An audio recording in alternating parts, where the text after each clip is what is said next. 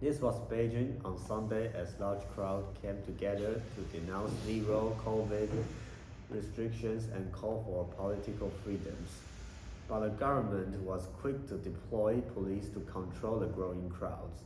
Sunday night took a violent turn in Shanghai, with police holding back the crowd as they dragged people away and loaded them into vans. Anger against the government spread across the country after a deadly fire killed 10 people in Xinjiang province on Thursday. Well, some believe zero COVID measures were the reason firefighters arrived too late to save the victims. While just hours ago, Beijing reported a sixth consecutive day of record COVID infections, and that number isn't lost on protesters. They understand there needs to be preventative measures in place, but want a scale back of current policies. I think we just need to identify the close contact or semi-close contacts. Those people who might be infected, this is just enough. We don't need this huge screening of the whole compound. It's not necessary to be so meticulous. In Shanghai, a lot of people have already been detained not only last night. They did it for everybody.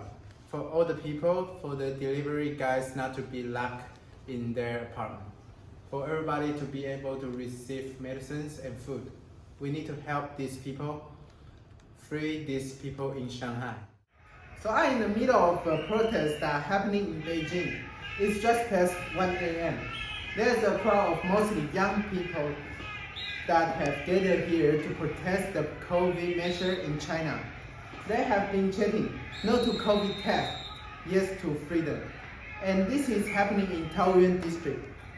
And this is where the center of COVID outbreak is in Beijing, where they urge all Western to stay at home. So it's really unprecedented that we are seeing such a large group of people here. A lot of folk as well. You can see they're holding this white piece of paper. This is a symbol of anti-censorship. And we also saw a protest in Shanghai. We saw protesters also hold those white pieces of paper. Now in this district as well. Around here there are many foreign embassies, including the American embassy over there.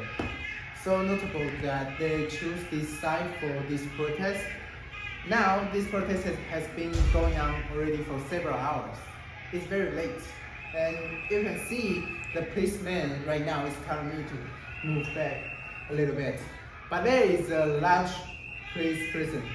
They are actually on the whole row of policemen. But it is a peaceful protest so far. You can hear the cheering, the chanting. Cars are also driving by frequently. They are honking in solidarity. The folks here don't look like they are going anywhere anytime soon. Let's go next to CNN's Beijing Bureau Chief Stephen Jiang for the latest on the protests.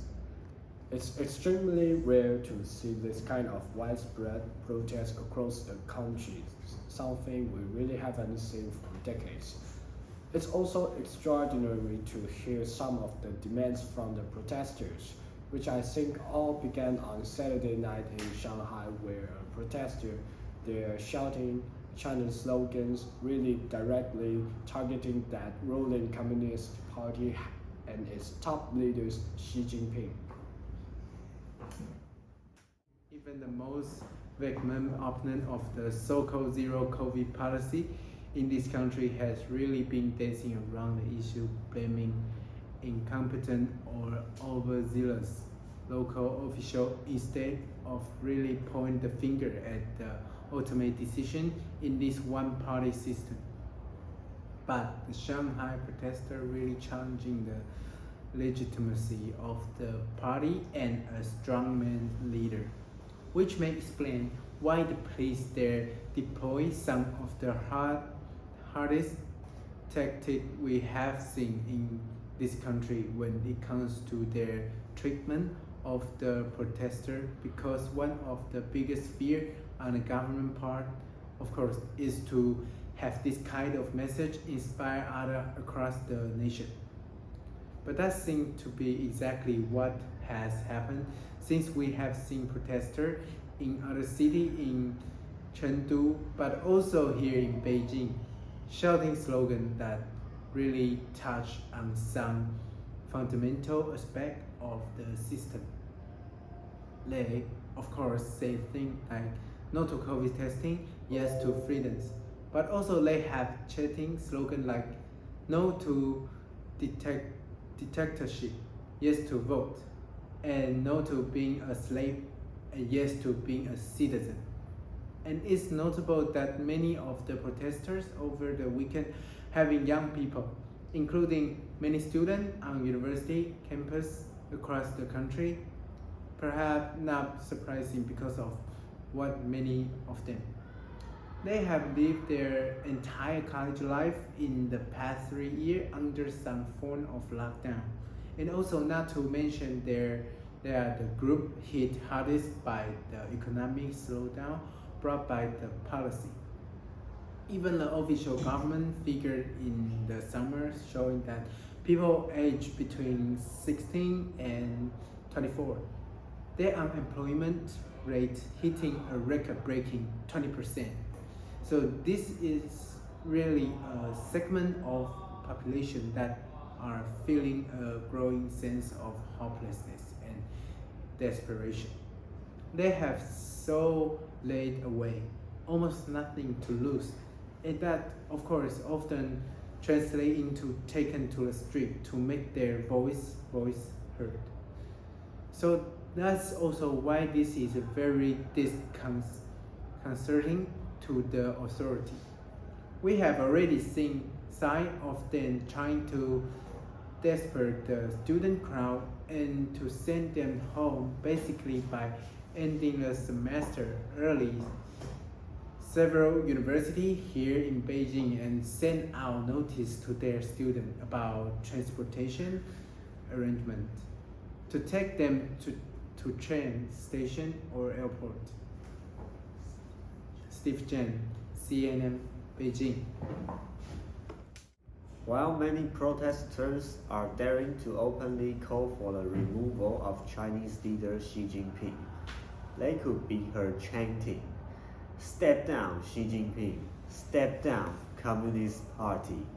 CNN's Farrad Zachary weighs in on why this is unusual.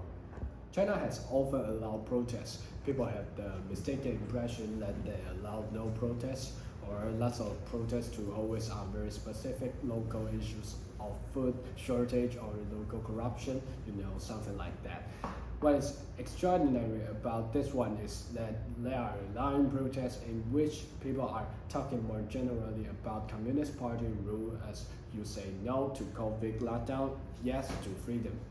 There have even been more of those Shanghai protesters who have said, Xi Jinping resigned, things like that. This is completely unusual. It is unprecedented, and for it to be happening in Shanghai at Tsinghua University, the university that Xi Jinping went to when he got his chemical engineering degree in the 70s. That is what makes this quite unusual.